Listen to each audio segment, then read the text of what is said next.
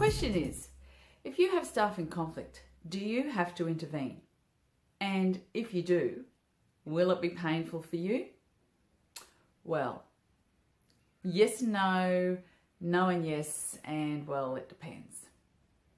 I'm Andrea Doyle, Workplace Mediator, Conflict Manager, author and presenter.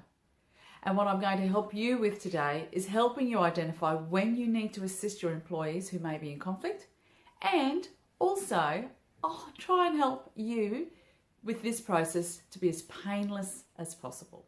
So the first thing you do need to do is, if you have got staff in conflict, encourage them to speak to each other. In that way, you won't have to manage the conflict, and there may still be an opportunity for the two of them to have a conversation and sort it out.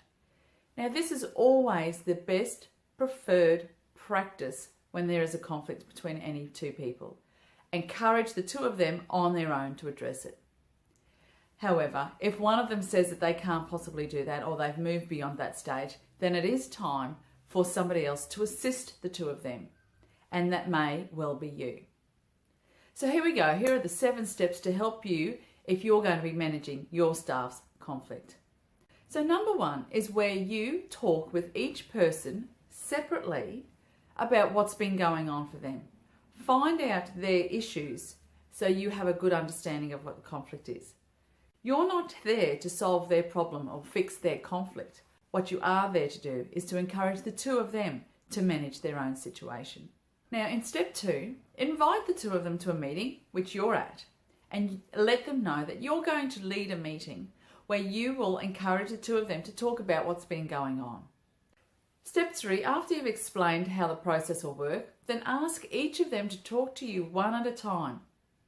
Now, what this does is it allows that person to again explain what's been going on for them.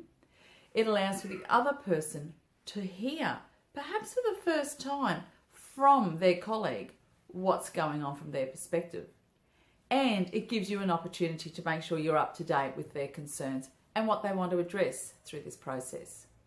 In the next step, step 4, based on what you've heard, work with the two colleagues who are in the room and come up with a list of things that they need to talk about while they're together in the room. Everybody is working on that task. Now you've got a list.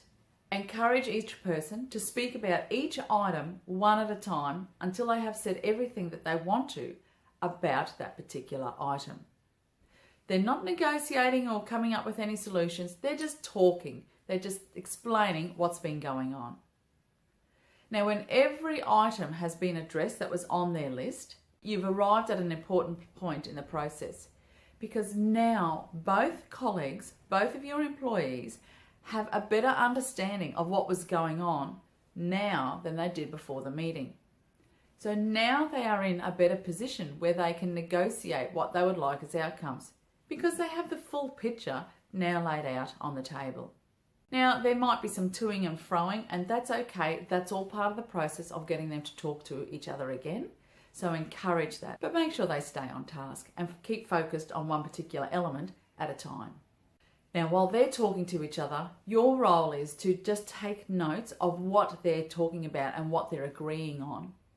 Because by the end of the session, anything that they have agreed on, it is important that you summarise all of these issues, and then you present that to them either in a written form, or you might return to your desk and send them both an email, just with dot points of the issues that they agreed to. Now, when this meeting is over and you've followed those 7 steps, it's important to consider that the process is not finished right there and then. What has been spoken about and negotiated around has been a huge step forward for these two people. So what you need to do now is encourage them and support them to continue with the implementation of the things that they agreed on. It is really as simple as that. Now, in relation to the other question that you may have had, is this going to be painful for you? Well, considering the process I've just outlined, you're not problem solving. All you are doing is playing a key role, encouraging 2 of your employees to talk. That's what you're doing. So, is that painful? No. But I will tell you what is painful is avoiding managing the conflict, doing nothing about it, having them come to see you talking about sleepless nights that they're experiencing, talking about how they're considering leaving the organisation. How are you going to replace them? Then all of a sudden you've got the sleepless nights happening. What damage is this going to do to your reputation? So there is more pain involved in not managing a conflict than if you address the conflict as early as possible. So it's as simple as that.